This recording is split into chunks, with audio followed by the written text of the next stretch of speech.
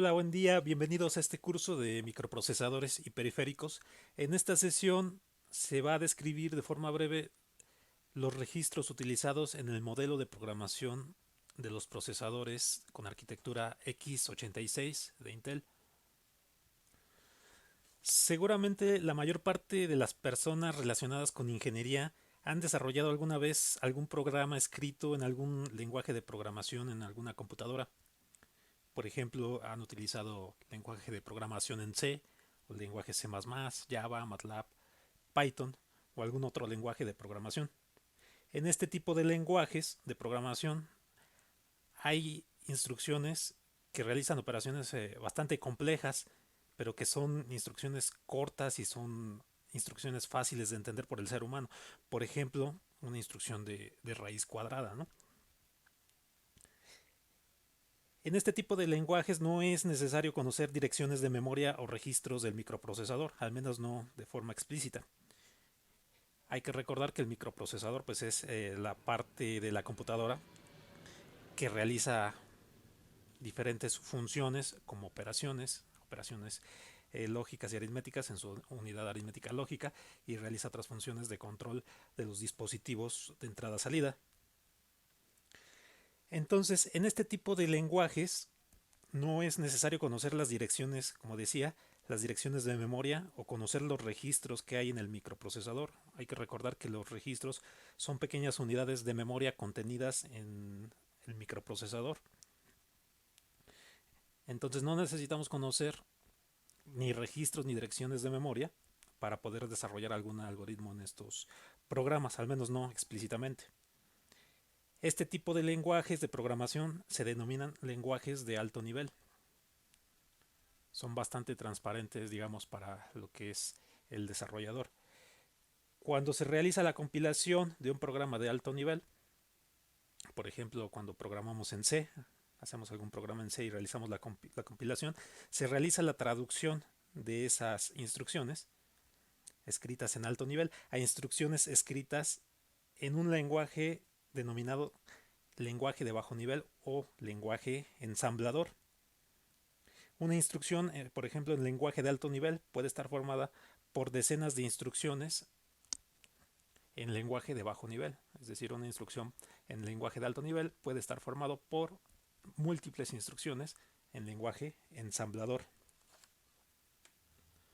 Las instrucciones de bajo nivel en su mayoría utilizan operaciones de tipo aritmética, suma, resta, y lógicas, por ejemplo, la operación OR, que son procesadas en la unidad aritmética lógica de un procesador.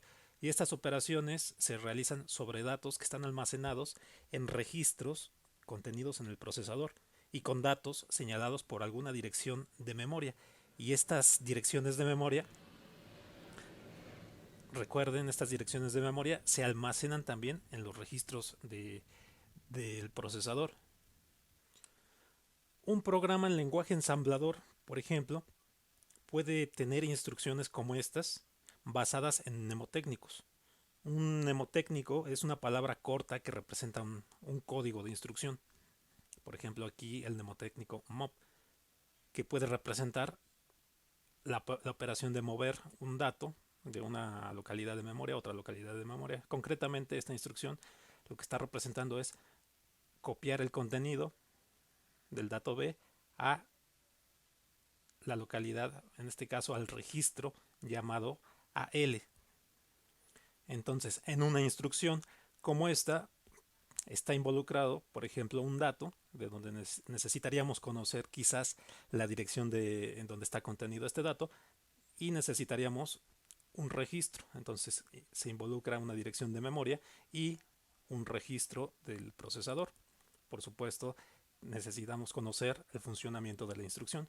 O por ejemplo, en esta instrucción con el mnemotécnico add, que representa una suma, en donde se realiza una operación suma entre el contenido de dos registros, el registro AL y el registro BL. Entonces, como vemos, en un lenguaje ensamblador necesitamos conocer un poco más sobre los registros que componen el procesador y cómo manejar las direcciones de memoria. en el sistema de memoria, en la unidad de memoria. Este lenguaje ensamblador o lenguaje de bajo nivel todavía es entendible por el ser humano, pero requiere, pues como decía, el manejo de registros y de direcciones. Los programas escritos en lenguaje ensamblador tienen que ser traducidos a lo que se denomina lenguaje máquina, es decir, lenguaje en números binarios con los que el procesador puede ejecutar las instrucciones.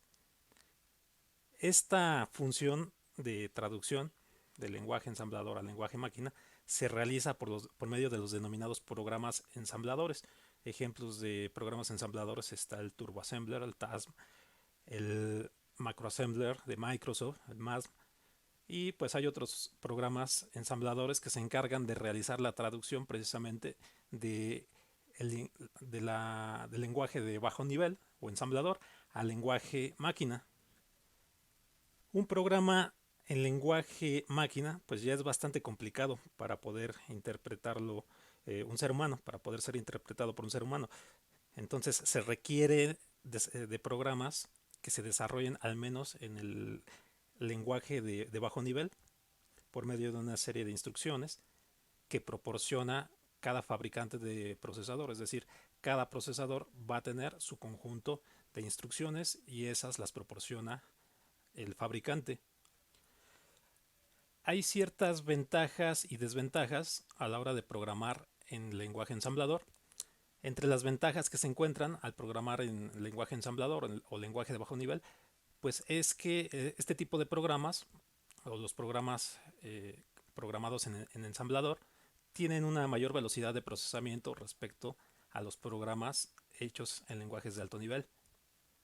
La eficiencia también de estos programas en las localidades de memoria también es mayor y pues tenemos flexibilidad de acceder a diferentes secciones de la memoria, por ejemplo en una computadora, aunque esto podría ser también una desventaja. En cuanto a las desventajas del lenguaje ensamblador, pues tenemos que el tiempo de programación es mayor respecto a un lenguaje de alto nivel, porque como se decía, una instrucción en alto nivel pues puede tener decenas de instrucciones en un lenguaje de bajo nivel, es decir, una instrucción en lenguaje de alto nivel puede equivaler a decenas de instrucciones en un lenguaje de bajo nivel. Entonces el código fuente desarrollado en lenguaje ensamblador pues resulta ser más extenso y corremos el riesgo de afectar el funcionamiento de la computadora. Este mismo concepto de flexibilidad, de poder acceder a diferentes localidades de memoria, pues tiene que ver con esto. Si nosotros accedemos a una localidad de memoria que pone en riesgo la operación de una computadora, pues seguramente la computadora corre el riesgo de reiniciarse. Entonces puede resultar en una desventaja la flexibilidad de poder acceder a diferentes localidades de memoria que pueden estar restringidas, por ejemplo, en el caso de programas de alto nivel.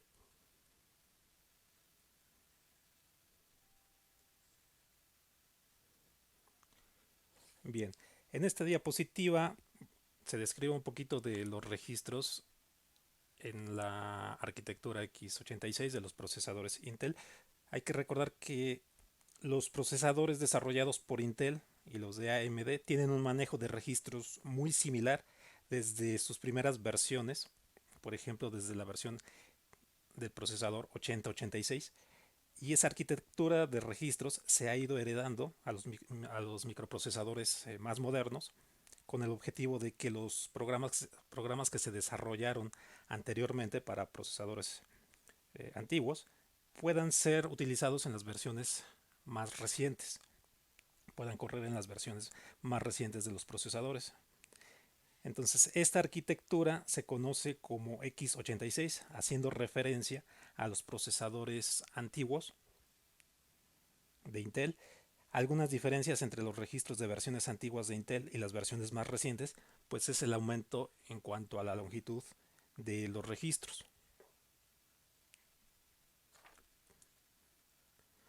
Por supuesto, también aparecen nuevas instrucciones y nuevas formas de manejo de las localidades de memoria para acceder a los datos. Pero pues el manejo de las instrucciones en lenguaje ensamblador es prácticamente idéntica desde las versiones antiguas, por ejemplo desde la versión 8086 hasta las nuevas versiones de procesadores.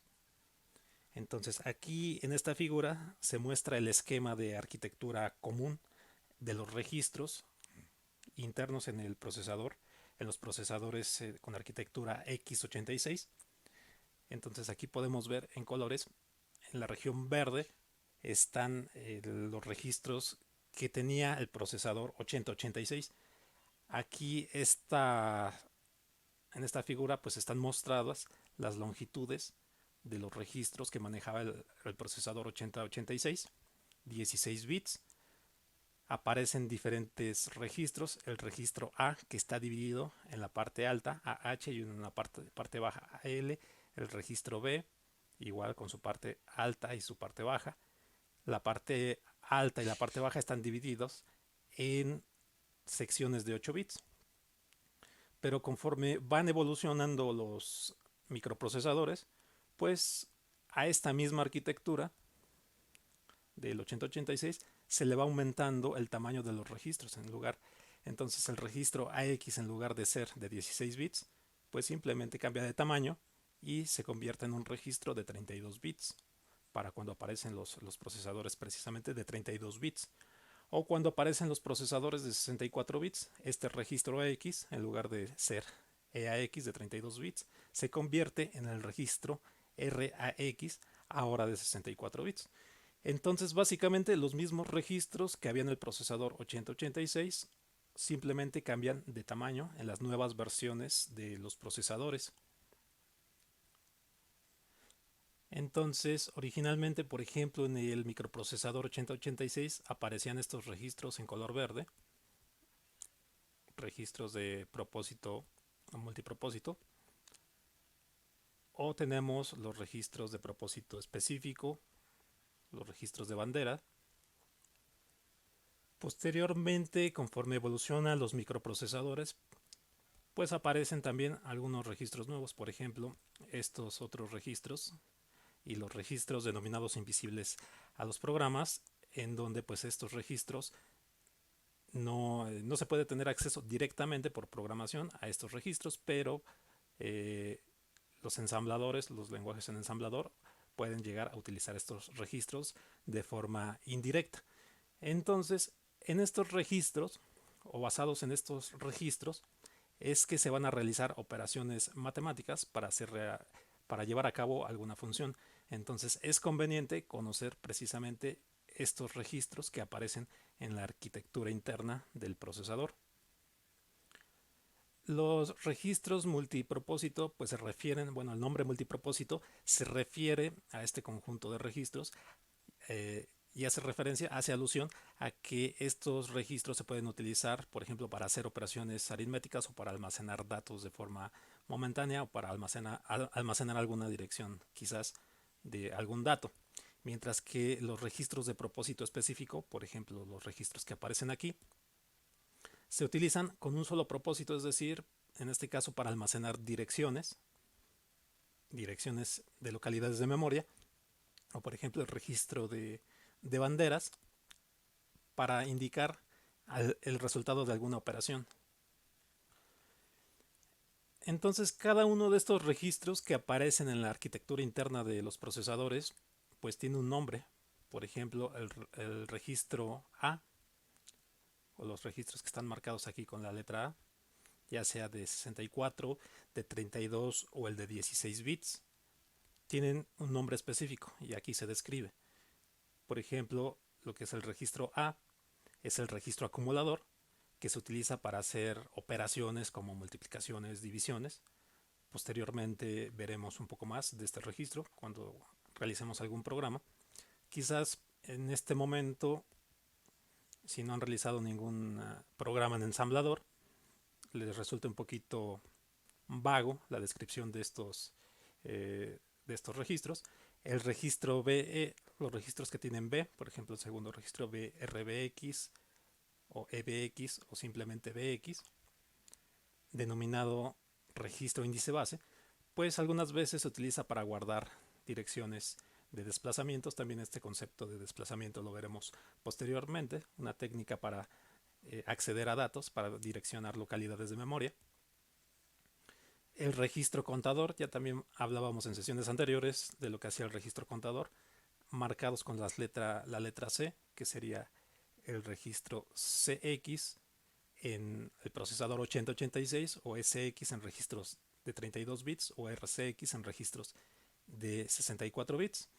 Este registro contador pues se encarga de llevar la cuenta de las direcciones de memoria o en otras instrucciones. Por ejemplo, cuando hay que repetir una instrucción de manera iterativa, se utiliza, por ejemplo, en las instrucciones de ensamblador rep o repe, o los loops, los lazos, son instrucciones de repetición en donde se utiliza el registro contador.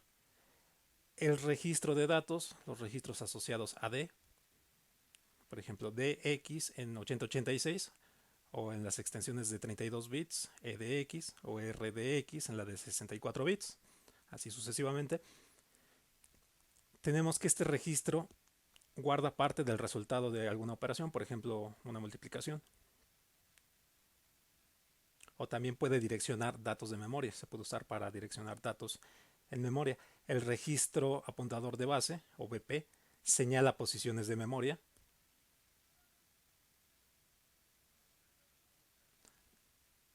Tenemos de este lado el registro índice de destino o registro DI, que aparece aquí, que direcciona datos de destino de cadenas de instrucciones. Vamos a ver más adelante que hay instrucciones en lenguaje ensamblador que utilizan cadenas, entonces esas instrucciones utilizan el registro DI. Tenemos el registro índice de origen, el registro SI, en esta parte de aquí. Este registro también se utiliza para direccionar datos que utilizan cadenas de caracteres, por supuesto con sus extensiones de 32 bits o de 64 bits. Entonces, estos son los registros de propósito múltiple o multipropósito. Tenemos los registros de propósito específico, por ejemplo, los registros EIP. Bueno, en la versión 8086 de 16 bits sería simplemente IP o simplemente LSP. O los registros de banderas, EFLAGs, o los registros de segmento, CS, DS, ES, SS, FS y GS. Estos son los registros de propósito específico. Entonces, por ejemplo, el registro apuntador de instrucciones, o IP, en la versión de 16 bits, sería este registro IP. En las secciones extendidas o en las versiones extendidas, pues sería EIP. Se encarga de direccionar una instrucción siguiente, en la memoria definida como un segmento de código. Es decir, las localidades de memoria, las unidades de memoria, las vamos a poder dividir en segmentos y cada uno de esos segmentos pues va a tener una dirección. Quien se va a encargar de apuntar esas direcciones o de obtener esas direcciones, almacenar esas direcciones, pues es el registro apuntador de instrucciones. Entonces, conforme se van ejecutando las instrucciones, este registro va guardando la dirección de la siguiente instrucción a ejecutar. Tenemos el apuntador de pila, que sería el registro SP. Este aparece aquí, perdón. Es un registro de propósito específico. Este registro se encarga justamente de guardar la dirección de memoria de la sección de pila. Como veremos posteriormente, la sección de memoria se divide en varias secciones. Una de ellas es la sección de memoria de pila y precisamente este registro, el registro SP, se encarga de almacenar la dirección que contiene, donde inicia justamente esa sección de pila o denominada de pila en la unidad de memoria. En esta diapositiva pues se continúa la descripción de del registro, en este caso el registro de propósito específico de banderas o FLAGs. Entonces aquí el registro que estaba expresado en las diapositivas anteriores de esta forma está un poco más expandido aquí. Este registro de propósito específico, registro de banderas, tiene pues bits que se activan o se desactivan dependiendo del resultado de alguna operación. Por ejemplo, este registro de banderas en el procesador 8086 tenía pues una longitud de 12 bits y tenía algunos bits vacíos. Por ejemplo, sigue teniendo bits vacíos y algunos bits que se activan dependiendo de el resultado de alguna operación.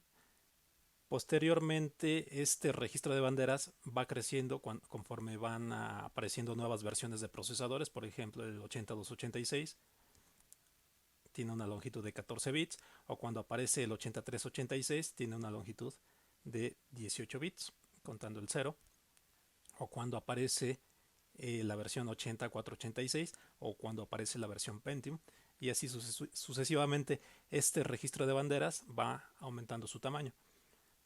Entonces cada uno de los bits que aparecen aquí tiene una función específica que está descrita de este lado. Entonces, por ejemplo, el bit de acarreo, este se activa cuando se realiza una operación, por ejemplo, de suma o resta y se produce un acarreo. Por ejemplo, el bit de paridad, el bit P, cuando tenemos un número que es par o es impar, pues este bit cambia su valor de 0 a 1. Cuando tenemos alguna operación en la que se produce algún acarreo auxiliar, por ejemplo, después de una suma o una sustracción, desde el bit 3 al bit 4, bueno, aquí no están expresados los bits 3 y bit 4, pero bueno, me refiero a la mitad de lo que sería el registro, un registro de 8 bits, registro, por ejemplo, el registro AL, registro BL, por ejemplo, que son de 8 bits. Cuando se produce un acarreo del bit 3 al bit 4, esta bandera se acciona. Por ejemplo, la bandera Z se acciona o se pone en 0 cuando hay una operación que da como resultado 0. La bandera S se activa o se desactiva dependiendo del signo que se obtenga en el resultado de alguna operación. El bit de trampa T se activa cuando el procesador está operando en modo depuración. El bit I del registro de banderas se activa cuando se tiene una señal de interrupción. Una interrupción pues es un procedimiento que altera el orden normal de ejecución de un programa. Es decir, se está ejecutando un programa, si llega alguna señal de interrupción por medio de la entrada de la patilla del microprocesador, llega alguna petición de instrucción, se activa la señal de interrupción, pues entonces el procesador tiene que detener la ejecución normal de la secuencia del programa que está ejecutando e ir a realizar algún otro procedimiento antes de seguir con la ejecución del programa normal. Eso es una interrupción. Entonces la bandera de interrupción I se activa cuando se presenta alguna interrupción. Algunos de estas banderas se pueden activar por medio de algunas instrucciones en lenguaje ensamblador. Por ejemplo, esta bandera de I se puede cambiar de valor con las instrucciones STI y CLI, como veremos posteriormente. El registro de dirección, el bit de bandera de dirección, pues se activa cuando se está incrementando o decrementando el valor de los registros DI o SI, y el bit o desbordamiento se activa o se desactiva después de desbordamientos. Un desbordamiento ocurre cuando nosotros tenemos, por ejemplo, operaciones de suma o resta, y el resultado de esas operaciones pues producen un número que tiene una capacidad o que requiere una capacidad mayor de almacenamiento respecto a la que hay en los registros. Entonces, de forma simplificada, esa es la operación de los registros del registro de banderas, concretamente de los bits que van del bit 0 al bit 11. Este registro de 12 bits es el que utiliza el procesador 8086. Ya versiones más recientes utilizan más bits en este registro. Entonces, algunas de las instrucciones, algunas de las banderas que aparecen en este registro en versiones más nuevas son estos.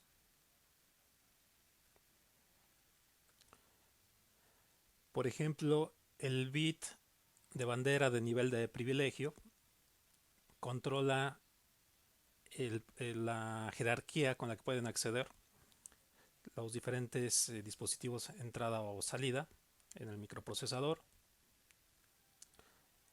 Esta bandera NT o tarea anidada pues indica que hay una tarea que se está ejecutando de forma anidada en lo que es una operación en modo protegido. El modo protegido es una forma de manejo de las direcciones en una sección de memoria. En el modo protegido, un programa puede tener restringido el acceso a ciertos segmentos de memoria, a diferencia de lo que es el modo de operación real. Entonces, esta bandera se acciona, se pone en 1 cuando se tiene una tarea anidada, por ejemplo, mediante software. Tenemos otra bandera, la bandera RF, continuación. Entonces, esta bandera se utiliza en modo depuración para continuar con la ejecución de un programa después de una siguiente instrucción. La bandera BVM o modo virtual se activa precisamente en el modo de operación, modo virtual. En este modo, ya en los procesadores más modernos, se tiene un programa que puede ejecutar varios programas del sistema operativo en disco o en sistema operativo de disco.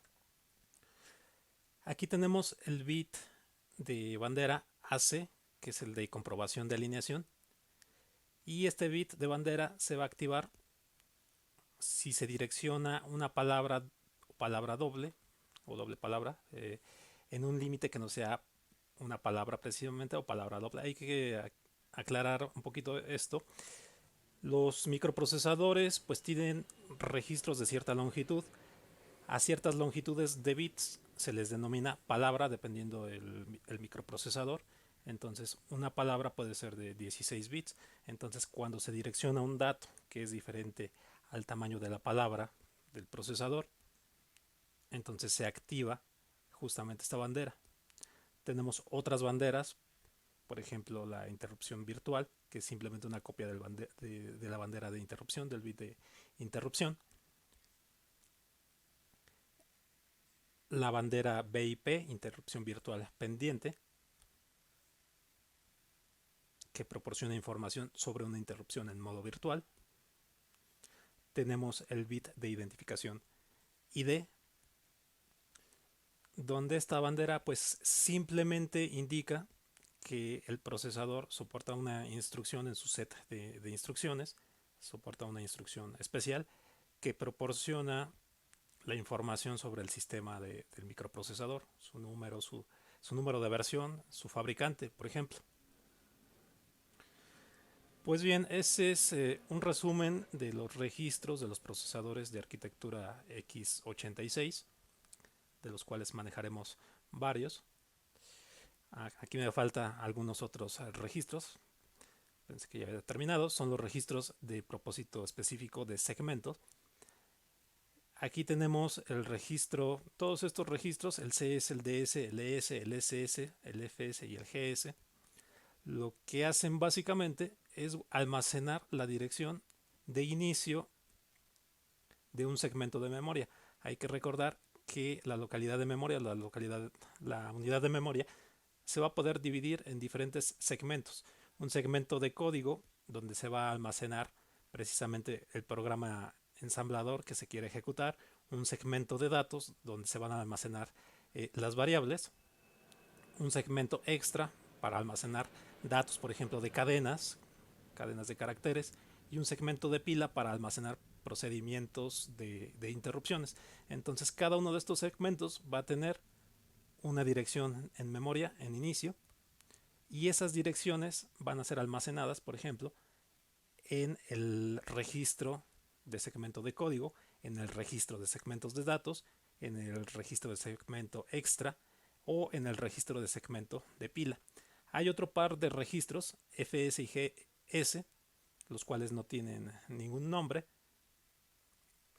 pero guardan las direcciones de segmentos adicionales en memoria que se pueden utilizar con diferentes propósitos.